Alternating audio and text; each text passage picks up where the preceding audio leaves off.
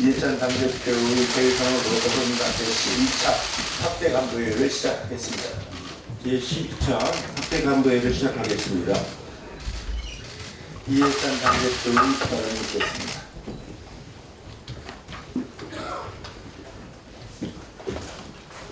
예, 저는 추경 민생점검 차원에서 지난주에는 청년 추가 고용 장려금을 활용한 청년 일자리 고용 현장을 다녀왔고, 이번 주에는 환경안전투자 지원 프로그램으로 산업재해를 막는 기업 현장을 다녀왔습니다.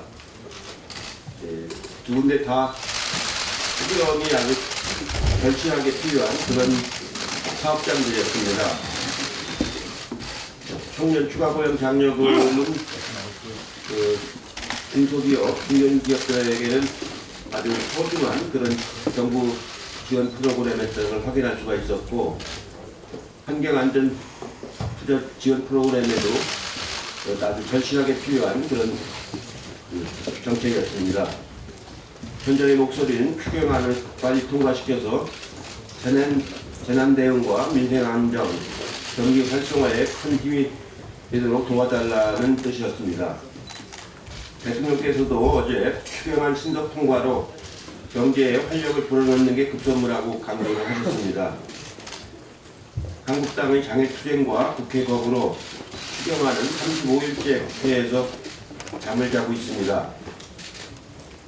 특히 16년에 추경은 당시 황교안 총리가 민생 살리기 위해 추경은 이의열을 막론하고 빨리 통과되어야 한다고 주장한 바가 있습니다. 자유한국당은 국민과 민생을 생각하고, 황교안 대표께서도 3년 전에 하신 말씀을 생각한다면 즉시 국회로 돌아와서 추경 통과 민생 입법에 임해 주시길 바라겠습니다.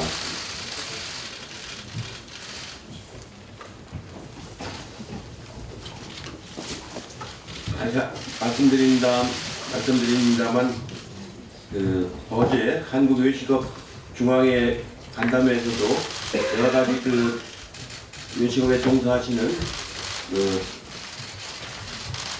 사람들의 어려움을 많이 들었습니다. 특히 최저임금과 관련해서도 좋은 말씀을 많이 해주셨고, 여러 가지 말씀을 드렸는데, 정책 간담회에서 정치적인 얘기하는 것은 매우 적절하지 않았던 것 같습니다. 앞으로 정책 투어를 하거나 정책 간담회를 할 적에 사전에 상대방하고 잘 협의를 해서 정책 간담회에서 정치적인 주장이 나오지 않도록 준비를 잘 해주실 것을 부탁을 드립니다. 이상입니다. 네, 이어서 이인영 원내대표 발언입니다. 네, 황교안 대표에게 묻겠습니다. 황교안 대표가 말씀하시는 정의는 무엇입니까?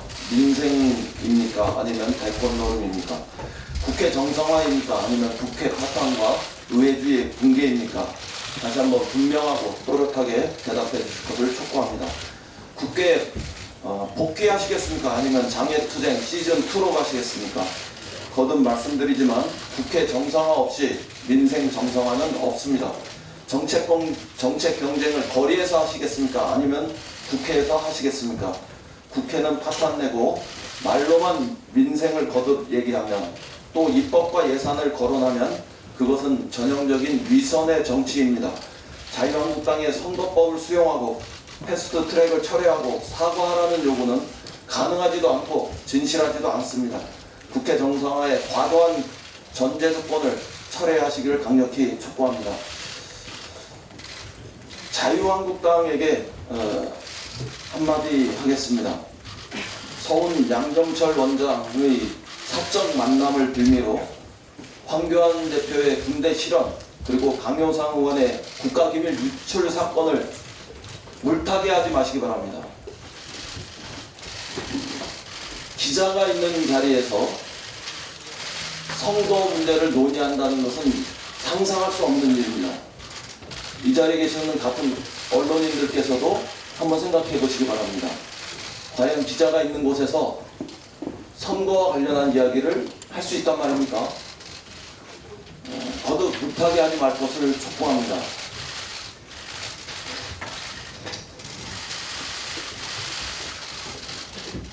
한국당은 언어 도단을 중단하고 한미 간의 외교 관리에 책임을 지시기 바랍니다. 굳건한 한미 동맹을 흔드는 것은 지금의 자유한국당의 모습입니다. 한미 동맹의 훼손을 그토록 우려하던 자유한국당은 지금 무엇을 하고 있습니까? 강효상 의원의 국기문란과 한국당의 비호는 실망을 넘어 자괴감마저 듭니다. 더욱이 외교 안보를 위협하고도 국민 알 권리를 변명거리로 삼는 것은 국민을 우롱하는 일입니다. 굳건한 한미동맹과 긴밀한 한미공조를 강조했던 만큼 그 잘못을 깨끗하게 인정하시기 바랍니다. 물타기로 책임을 어물쩍 넘어가려는 행태는 용납하지 않겠습니다. 첫째, 외교 무능 등 사안을 왜곡하려는 시도는 성공하지 못합니다. 한미동맹을 정쟁에 끌어들여 훼손하려 한 그 본질은 변명의 여지가 없다는 점을 거듭 분명하게 지적합니다. 둘째, 공개한 통화 내용은 상식적 수준이라는 해명은 참으로 나쁘끄럽습니다.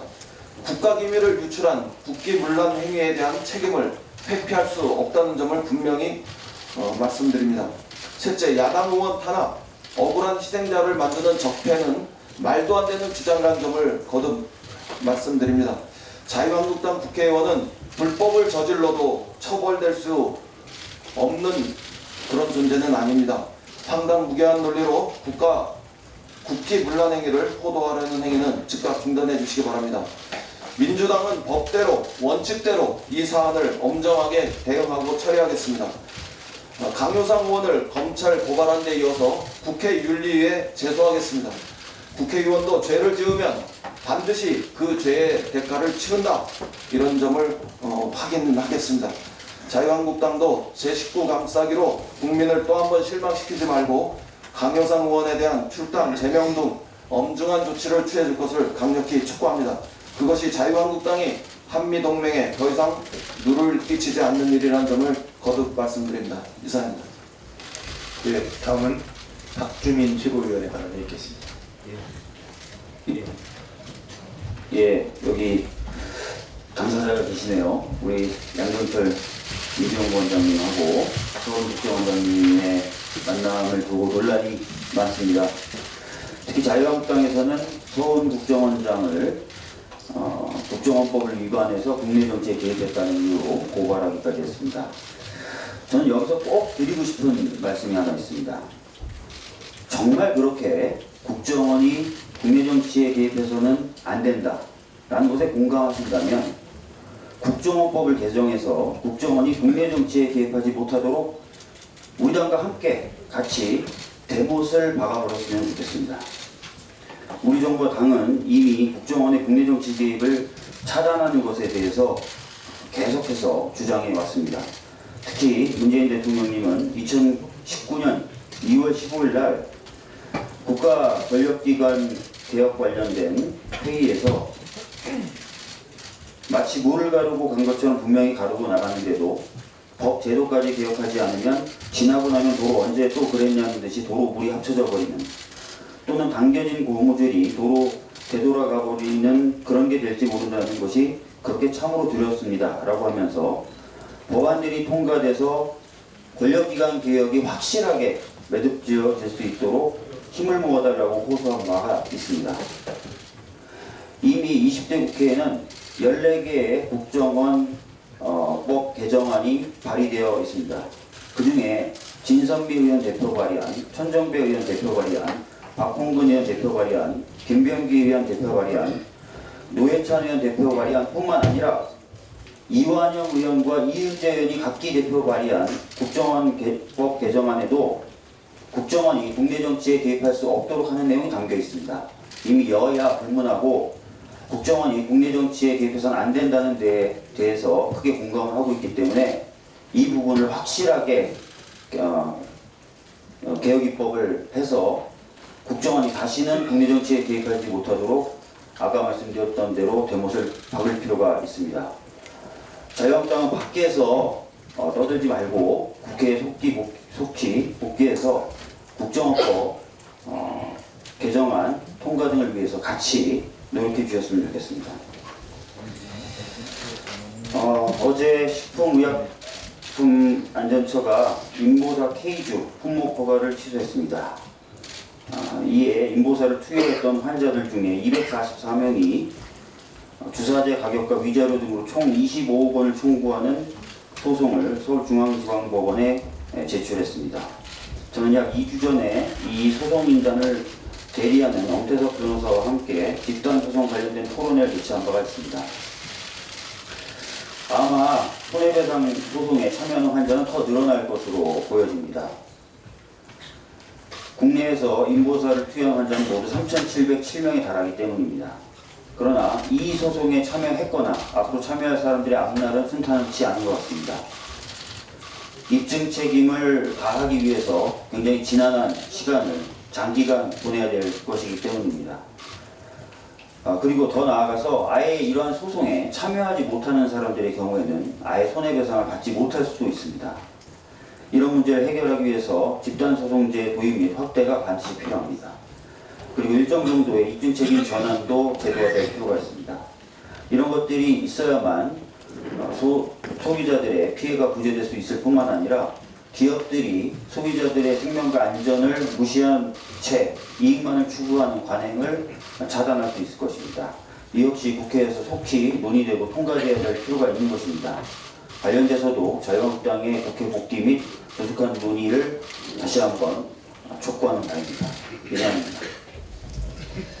다음 박광원 피고위원의 발언입니다. 네, 기밀을 유출한 외교부 공무원은 강효상 의원이 그 내용을 굴욕 외교로 포장해서 정쟁의 도구로 악용할지는 몰랐다 이렇게 얘기했습니다. 공익제보라는 자유한국당의 주장이 얼마나 허무맹랑한 억지 주장인가를 그대로 보여주는 것입니다. 그런데 이를 계속 감싸는 것은 자유한국당의 무능과 무책임을 넘어서 자유한국당의 국가관을 의심하게 할 것입니다. 자유한국당은 지금이라도 국민께 용서를 구하고 해당 의원에 대한 엄정한 조치를 취하는 것이 그나마 국민들에게 용서를 구하는 것이다 이렇게 생각합니다. 많은 분들이 말씀하셨습니다만 서훈 원장과 양정철 원장의 만남을 지나치게 과도한 상상력과 음험한 상상력을 동원해서 어마어마한 일이 있는 것처럼 얘기하고 있는데 국민들은 그런 음험한 상상력에 동의하지 않습니다. 이건 상식입니다. 그 자리에 기자가 있었는데 그 기자를 가운데에 두고 총선 전략에 대해서 얘기한다는 그런 일이 가능할지 먼저 물어보고 싶고, 또 그런 일이 있었다면 그 기자가 아무렇지도 않게 기사를 안 썼다면 그 기자는 정말 기자가 아닐 겁니다. 여기 계신 기자분들도 아마 그 점에 대해서는 인정하실 것으로 믿고요. 자유한국당에게 제가 충고를 하고 싶은 것은 사람들은 자기가 살아오는 방식으로 세상을 보려고 합니다. 과거에 자신들이 했던 일에 대해서 그러지 않을까 이렇게 생각한다면 참으로 이 정권을 제대로 모르는 것입니다. 이 정권은 박주민 최고 말씀하신 것처럼 이미 국정원의 국내 정치 사찰을 철저하게 차단하도록 다 조치를 했고, 그동안 있었던 원장의 대통령 출애 보고도 다 없앴습니다. 이 정권은 국정원이 정말로 국가를 위해서 최고의 정보기관으로 거듭나길 간절히 바라고 그 제도를 만들기 위해서 누구보다도 진실을 담아서 애쓰고 있다는 점을 분명하게 말씀을 드리겠습니다. 이상입니다. 이어서 서훈 최고위원의 발언이 있겠습니다. 예, 강 위원장님께서 하신 말씀이 많을 때이고 보고를 해야 될 테니까 제 발언은 생략하도록 하겠습니다. 예, 서훈 의원님 고맙습니다. 이어서 김혜영 최고위원 발언 있겠습니다. 예, 지난 28일 김회숙 신임 인사수석이 임명되었습니다. 김회숙 수석은 오랜 기간 변호사로서 국민의 기본권 보호와 사회적 약자를 위해 애써오신 분입니다. 또한 법제처장을 맡아 합리적이고 균형감 있는 행정을 보여주셨습니다. 이번 인사수석으로서도 맡은 바 역할을 훌륭히 해주실 것으로 기대합니다. 이번 기회에 국회의원으로서 인사와 관련한 서민들의 정서를 대변해 볼까 합니다. 고위공직자는 국민을 위하여 봉사하는 측면도 있지만 경력과 경험이라는 부분에서 국가로부터 혜택을 받고 있는 측면도 있습니다. 또한 고위공직자는 일반 국민들이 쉽게 접할 수 없는 정보를 얻을 기회가 상대적으로 많습니다. 그런데 고위공직자가 국민들의 눈높이에 맞지 않는 방법으로 스스로의 재산을 증식하려 한다면 그것이 불법은 아닐지라도 부적절한 처신에 해당합니다. 공직자에 대한 국민 일반의 신뢰를 위해서도 고위공직자는 임기 중 재산 증식에 대해서는 스스로 엄격한 잣대를 가져야 할 것입니다. 이상입니다. 이어서 남인순 최고위원의 발언이 있겠습니다. 네, 뇌물수수, 성폭행 등의 혐의를 받고 있는 김학의, 윤중천 씨가 사실상 입에 자물쇠를 잠근 채 진술을 거부하는 등의 버티기를 하고 있습니다. 이 와중에 한 언론 보도에 따르면 대검찰청 과거사 진상조사단이 검찰 과거사위원회에 건설업자 윤중천 씨와 그의 검찰 인맥 간의 일착 정황을 수사해야 한다는 의견을 제시했다라고 하는 얘기가 들립니다.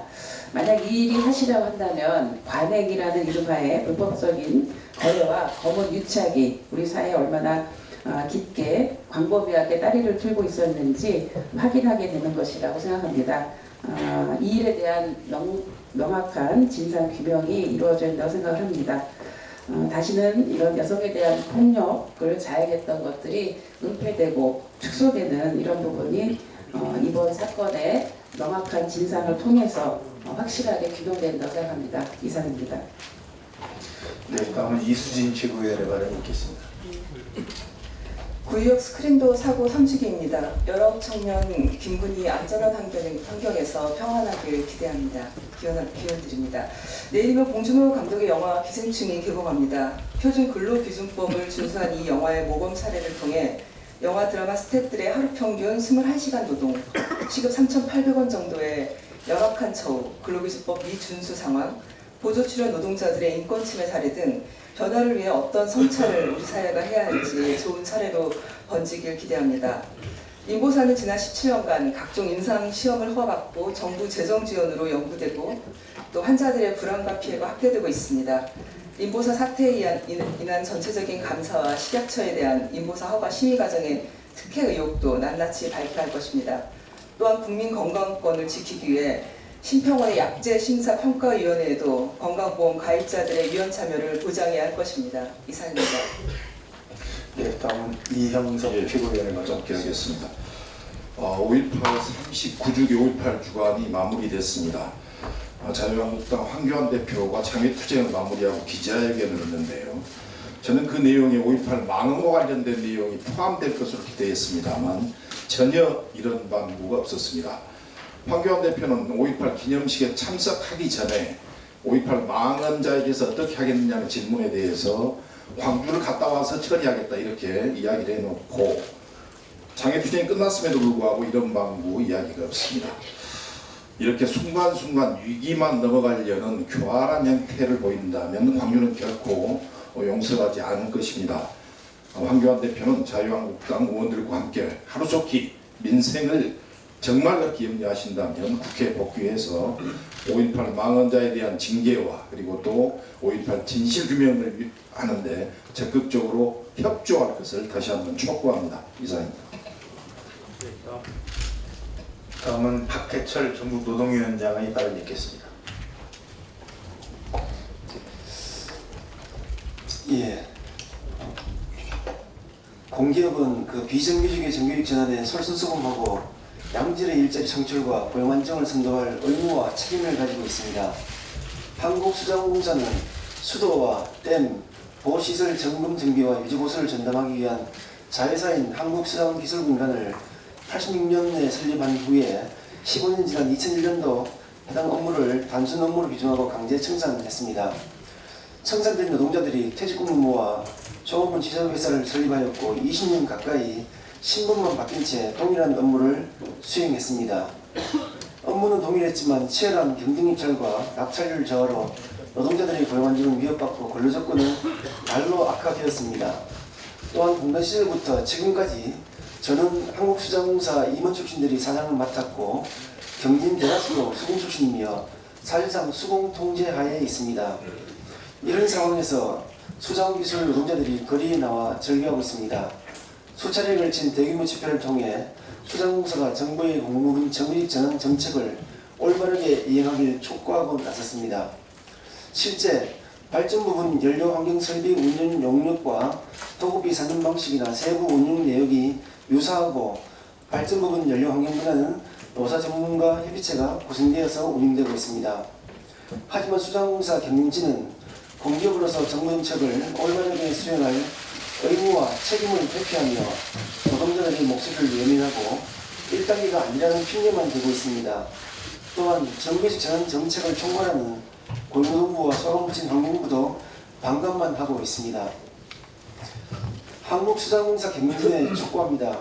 수공은 대표적인 물관리 전문 공기업으로서 물처럼 맑고 깨끗한 기업 이미지에 걸맞게 비정규직의 정규직 전환에 적극 나서길 바랍니다. 예전 자회사였던 수장 기술을 지금이라도 1단계 정규직 전환에 포함하여 노사 전문가 협의를 시작해야 합니다. 이상입니다. 예, 다음은 홍미영 당원위원장의 발언이 있겠습니다. 낮은 사람, 겸손한 권력에 강한 나라를 만들겠다고 하신 고 노 대통령님의 서거 10주기를 맞아 그 뜻이 이 땅에 실현되도록 더욱 노력하겠습니다. 최근 그 드라마를 보면 속이 시원하다고 하는 드라마가 있습니다. 근로감독관이라는 정의롭고 따뜻한 공직자와 보통 사람들이 힘을 합쳐서 불의하고 부패한 자들의 횡포와 갑질에 대해서 통쾌하게 응징하는 내용이었는데요. 바로 정의롭고 겸손한 권력에 강한 나라를 희구하는 국민들의 마음을 보여주는 거라고 생각합니다. 또 주인공의 마지막 대사, 같이 가야 오래가고 함께 가야 안전하다라는 외침에 가슴이 뭉클해짐은 우리 국정 철학인 포용의 가치를 국민적 메시지로서 담았기 때문이라고 생각합니다. 그에 비하면 금년 7월 1일부터 시행되는 외국인 건강보험 개정 제도는 약자를 배려하지 않고 겸손한 행정도 아닌 듯해서 우려가 듭니다. 우리 사회 약한 자들을 세심하게 살피는 행정이 번거롭고 일만 많은 것처럼 보여도 그게 바로 강한 나라를 만드는 힘이라고 생각합니다. 이 개정제도는 애초에 인도적 체류자에게 지역건강보험을 가입하게 하라라는 국가인권위의 권고를 뒤늦게 보건복지부가 수용하면서 거기에다가 건강보험 적자를 개선하는 방안으로 이렇게 진행되었습니다. 작년에 보건복지부가 이 보도자료를 낼 때 법 개정의 목적이 도덕적 해이 방지라는 표현을 해서 마치 국내 체류 외국인들이 건강보험의 부정수급자 또는 적자의 요인이라는 오해를 빚어내게 했고, 또 여러 인권단체들이 지적하는 문제들이 개선되지 않은 채 시행되게 되어서 이 개정제도가 오히려 이주민 혐오, 사회적 갈등을 키우는 한편 이주민의 건강권 차별이라는 논란을 최근에 빚고 있습니다. 인권단체들이 지적하는 문제는 우선 저소득 이주민일수록 이 제도로 인해서 더 차별이 커지고 또 지나친 부담으로 건강권 보장에 역행한다는 점입니다. 내국인들은 소득에 따라 건보료가 차등적으로 부과되지만 이 이주민에 대해서는 영주권자와 결혼 이주민을 제외한 부분에 소득 추계가 어렵다라는 점에서 재산소득이 평균보다 낮더라도 평균 보험료 이상으로 강제 부과하기 때문입니다. 액수뿐 아니라 보험 가입 기준도 까다로워서 인도적 체류자인 난민들은 무조건 본국 정부의 인장이 찍힌 서류만을 요구하는 소관 행정에 대해서 난감해야 합니다. 더 심각한 문제는 건강보험 가입과 보험료 납부 여부를 체류 자격과 연결한다는 점입니다. 돈이 없어 가입을 미루거나 체납하는 이주민은 체류 연장 허가를 받지 못할 수도 있습니다. 또 결혼 이주 여성의 아기 돌보기, 육아를 돕기 위해서 입국한 친정 가족들도 앞으로 혹시 미등록자가 될 수도 있다는 걱정을 하고 있습니다. 더욱이 최근에는 유학생의 경우도 논란이 많습니다. 현재 우리나라 유학생은 국가 목표 20만 명 중에 14만 명 들어와 있습니다. 그동안 유학생이 가입하던 기존 민간보험보다 이번 개정된 국민건강보험은 무려 6배, 7배가 비쌉니다. 전에는 연간 10만 원 냈었는데 지금은 6, 70만 원 더 내게 된다는 거죠. 소득이 거의 없는 유학생들에게는 큰 부담입니다.